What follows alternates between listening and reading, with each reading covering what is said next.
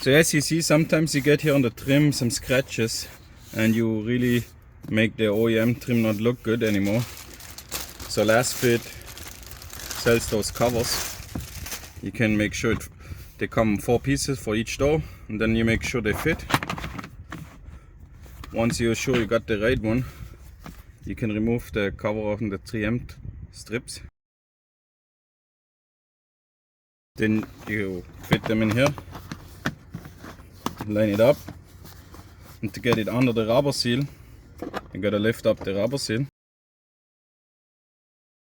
I use a trim removal tool, but you can use technically anything. I wouldn't use a screwdriver, you might poke it, but you maybe even can use an old credit card. Let's see, look.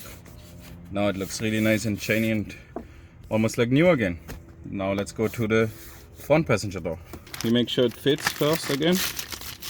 So you see it has here a curve. That curve goes in here. Left and right is the opposite way.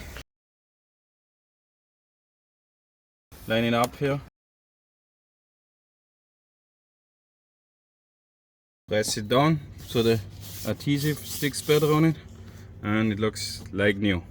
You see that trim has here like a wavy line. You gotta make sure it matches with the existing trim. Yep, that's the right trim. Again, we remove the 3M covers. As you see on this side, there is no 3M tape where the seal is, because the seal will hold it down. Line it up and press it down already, and then you do the seal afterwards. Looks good, no more scratches below. Let's go to the passenger side. So you want to make sure this actually fits here. So remove here.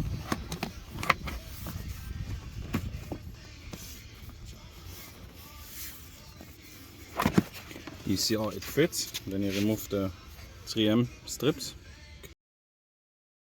Now I can line it up here. Press it down so the adhesive sticks onto it. Now you protect your OEM trim below.